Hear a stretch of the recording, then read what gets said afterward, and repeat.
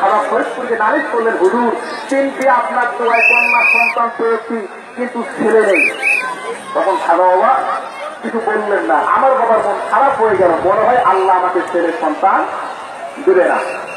কিছুদিন পরে কয়েকজন খাদের সামনে খাজা ফরিদপুরি মুষ্টি মেরে হাসলেন, হেসে দিয়ে বললেন যে বাবা তাই করে নাকি ছেলে নাই, আসলে একটা ছেলের দরকার।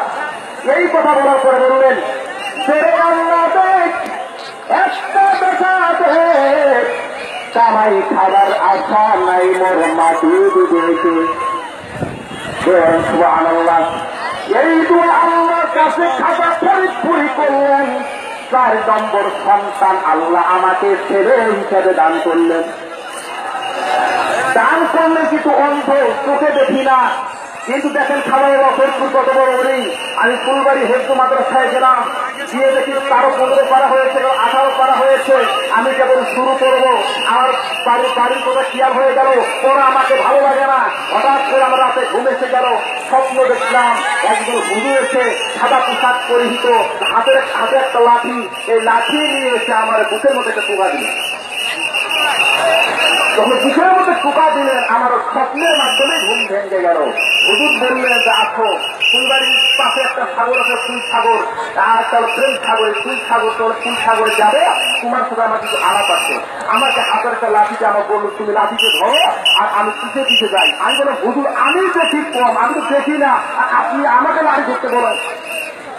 হুজুরের আর সামনে আমি যাচ্ছি, সাগর পার গেলাম, হুজুর আমাকে বললেন এটা কে খাবার হবে না, কিন্তু আমি জানি না, এটা আমি চিনতেছি না। হুজুর বললেন যে তুমি সাগর থেকে এক বোতল পানি আনো। তখন পানি নিয়ে আসলাম, ওই হুজুর শেষ করলাম। হুজুর শেষ করার পরে হুজুর আমাকে অনুমতি দিলেন, বাবা জোহরের নামাজের রক্ত হয়ে গেল, তুমি নামাজের ইমামতি করো। আমি বললাম হুজুর লেখাপড়া জানি না, কেবলমাত্র মাদ্রাসায় আসলাম, আমি কেমনে লেখা, আমি কেমনে উজু করব।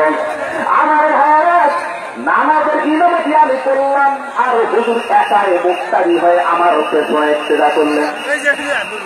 নামাজ শেষ হয়ে গেল, আমাকে বললেন বাবা আকাশের দিকে তাকাও।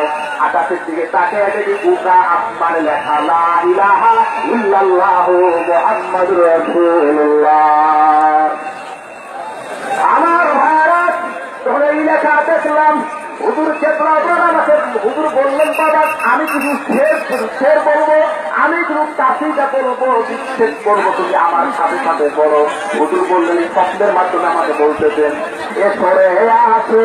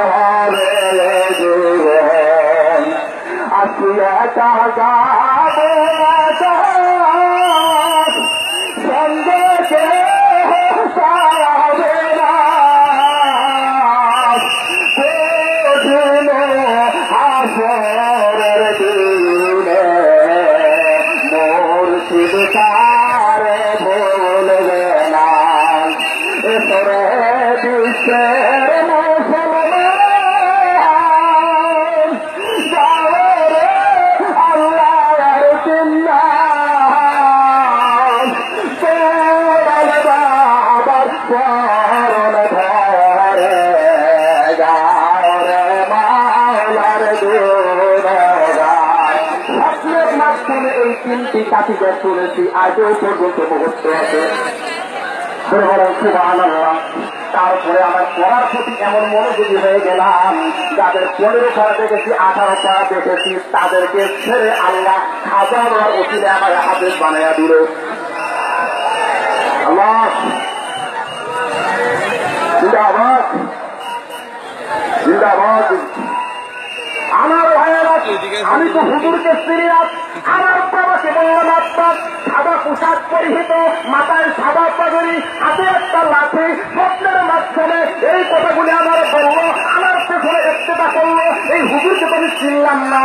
আমার ভাইয়েরা সাদা শাড়ি কথা শোনার পরে আমার বাবা বলল বাবা রে ওইটাই হইল এই জামার মুজাদ্দের দৃশ্য হলি সাদা বাবা হল। করে।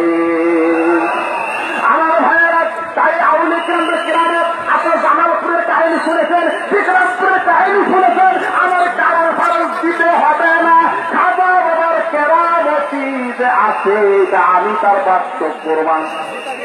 সেই থেকে আমি বজ্র কঠোর হয়েছি।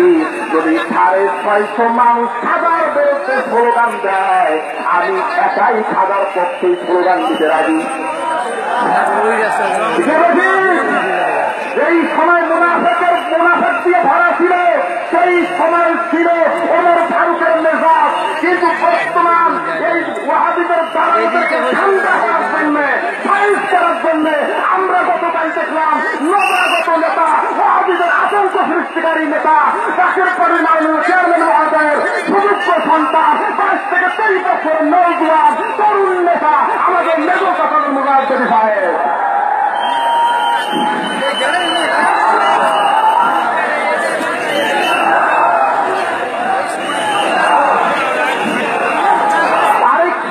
তারই বয়ান, আমাদের মেজর কাকার মুজাহিদের বয়ান শুনে উনিপুর থেকে আগত আবুল সাইদ কমিশনার সাহেব বললেন যে এমন নেতার বয়ান শুনলাম, উনিপুরে যাবার পরে বড় বড় 8 দর্শন করবার আলম নিয়া 3 দিন ব্যাপী মাহফিল করবে।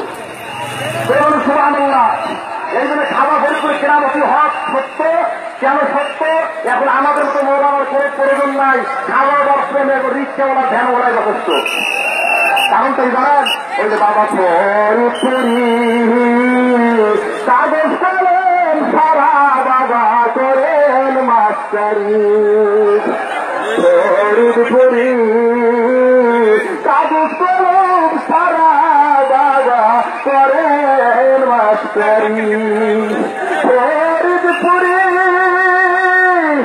আরবি বাংলা আর ইংরাজি সব ভাষা পড়াইতে রাজি, এটাই দিয়ে করে বিস্তারি। ওরে তোমার ছিনায় দিবে পড়া, লিখতে পারবি কলম ছাড়া।